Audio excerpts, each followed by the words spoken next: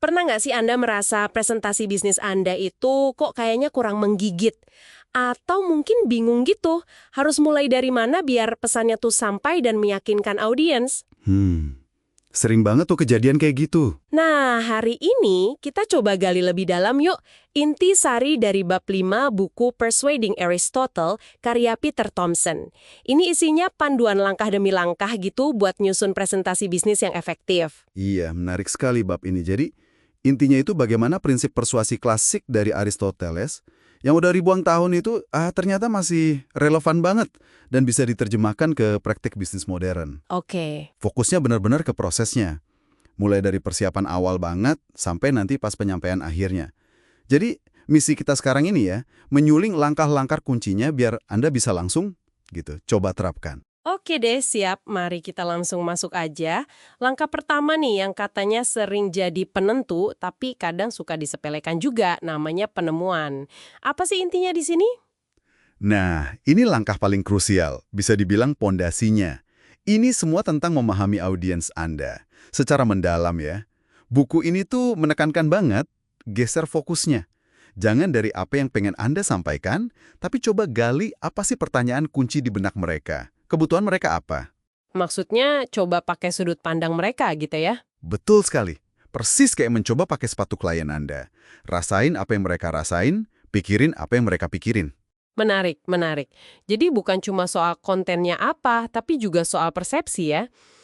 Buku ini kan juga bahas soal etos ya, kredibilitas itu. Gimana tuh cara bangunnya secara efektif? Apalagi kalau katakanlah kita ini belum terlalu dikenal sama audiensnya. Tepat. Etos itu kan persepsi audiens soal karakter kita. Bisa dipercaya atau enggak? Nah, buku ini kasih saran bagus. Coba tunjukkan nilai-nilai Anda. Terus, jangan takut juga buat nunjukin sedikit sisi personal atau mungkin kerentanan yang relevan ya. Oh, oke. Itu justru bisa bikin Anda kelihatan lebih otentik, lebih manusiawi. Tapi, satu hal penting yang ditekankan banget. Etos itu seringkali udah kebentuk sebelum Anda ngomong sepatah kata pun. Dari reputasi Anda. Jadi, persiapannya itu sebenarnya jangka panjang. Paham. Jadi fondasi pemahaman audiens dan kredibilitasnya udah siap. Nah, terus gimana nyusun argumennya biar runut, biar logis? Disinilah langkah kedua, pengaturan atau arrangement. Masuk kan ya? Betul. Ide cemerlang kalau disampaikan dia berantakan, ya sayang banget, susah dicerna nanti. Anda butuh kerangka logika atau logos istilahnya. Nah, bab ini nawarin beberapa opsi praktis nih. Contohnya gimana tuh? Latihan di awal, terus angkat masalahnya. Baru tawarkan solusi Anda. Jelaskan manfaatnya buat mereka. Dan terakhir, penting nih, ajakan bertindak atau call to action. Oke, 5 poin. Ada lagi? Ada lagi struktur cerita 4 bagian. Jadi urutannya, situasi sekarang gimana, terus komplikasinya apa? Nah, pertanyaan kuncinya apa nih? Baru deh jawaban atau solusi dari Anda. Tinggal pilih aja mana yang alurnya paling pas buat argumen Anda. Oke, struktur logis udah kepegang. Tapi kan presentasi yang isinya logika melulu, datar gitu, ya nggak menarik juga ya. Gimana cara nambahin jiwanya? Ini kita masuk ke langkah 3, gaya bahasa atau style. Nah, ini dia seninya. Ini soal gimana kita melibatkan sisi emosional audiens atau pathos. Logika aja tuh seringkali nggak cukup buat menggerakkan orang. Jadi pakai apa dong? Ya pakai bahasa yang menggugah. Cerita, analogi, metafora ini senjata yang ampuh banget. Thomson, ngutip Aristoteles, bahkan bilang kalau kemampuan bikin metafora yang bagus itu tanda jenius loh. Wah, serius? Sampai segitunya ya? Iya, karena metafora yang pas itu bisa bikin konsep yang rumit jadi terasa dekat, gampang diingat. Sedikit humor yang cerdas dan pas tempatnya juga bisa banget bantu cairin suasana. Saya suka banget tuh penekanan soal cerita dan metafora. Nah, di era sekarang kan kita banyak dibantu alat ya. Gimana langkah 4 soal alat bantu atau penggunaan teknologi ini dibahas di buku? Alat bantu modern kayak slide, proyektor, itu ibaratnya pengganti teknik memori super canggih yang dulu dipakai orator Yunani kuno. Berguna banget buat apa? Buat mengkondensasi informasi yang kompleks, jadi lebih ringkas. Tapi kayaknya ada tapinya nih. Hehe, iya ada. Tapi buku ini ngasih peringatan penting lewat aturan 80-20. Aturan 80-20 maksudnya gimana tuh? Maksudnya, fokus utama presentasi, itu 80%, harus tetap pada Anda sebagai pembicara. Energi Anda, cara Anda terkoneksi sama audiens. Nah, alat bantu visual itu cuma pendukung, 20%-nya.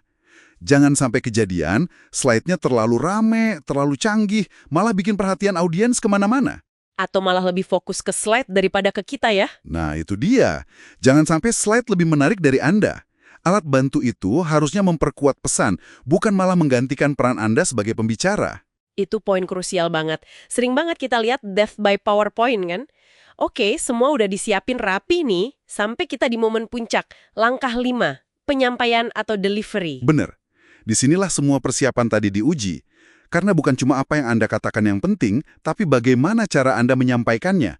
Bahasa tubuh, kontak mata, intonasi suara ini semua ngirim sinyal yang kuat banget ke audiens. Kalau kitanya kelihatan ragu gitu ya. Iya, audiensnya juga bakal ikut ragu. Gimana mau meyakinkan kalau pembicaranya aja nggak yakin kan? Terus, ada tips praktis nggak dari buku ini buat penyampaian yang meyakinkan? Terutama buat yang suka agak gugup gitu kalau di depan banyak orang. Kuncinya cuma satu sih, persiapan dan latihan. Latih gestur yang terbuka, yang menunjukkan kepercayaan diri. Coba berdiri tegak, gunakan tangan secara alami buat menekankan poin-poin penting. Dan ini yang paling simpel, tapi efeknya luar biasa dan sering dilupakan. Tersenyum. Senyum ya? Iya, senyum yang tulus itu nular loh. Bisa ciptain koneksi instan dan bantu meredakan ketegangan. Bukan cuma ketegangan audiens, tapi juga ketegangan Anda sendiri. Ini juga bagian dari membangun patos tadi. Oke, jadi kalau kita rangkum nih ya, presentasi bisnis yang persuasif itu intinya adalah gabungan dari pemahaman audiens yang dalam banget, invention and ethos, terus struktur argumen yang logis dan kokoh, arrangement and logos, gaya bahasa yang menyentuh hati dan emosi, style and pathos, penggunaan alat bantu yang pas porsinya, dan terakhir, cara penyampaian yang penuh percaya diri, delivery. Gitu ya? Persis banget. Kelima langkah ini, yang akarnya dari pemikiran Aristoteles ribuan tahun lalu, ternyata masih jadi fondasi yang super kokoh buat komunikasi persuasif di zaman sekarang. Dan benang merah dari semuanya ya itu tadi, persiapan yang matang di setiap tahapannya. Lantas apa nih intisarinya buat Anda semua yang lagi menyimak? Ini kan jelas bukan cuma soal bikin slide buat presentasi formal di depan klien aja ya? Oh, jelas bukan. Prinsip-prinsip ini tuh berlaku jauh lebih luas dari itu. Mungkin ini bisa jadi pertanyaan refleksi buat Anda. Gimana caranya Anda bisa secara sadar menerapkan prinsip memakai sepatu orang lain tadi, dan juga membangun etos atau kredibilitas Anda dalam komunikasi sehari-hari di tempat kerja? Maksudnya bahkan pas lagi nggak presentasi formal gitu ya? Iya, bahkan mungkin dalam rapat tim yang singkat, atau pas nulis email biasa. Gimana caranya biar komunikasi kita sehari-hari itu juga lebih persuasif dan efektif? Nah, itu sesuatu yang menarik buat Anda pikirkan lebih lanjut.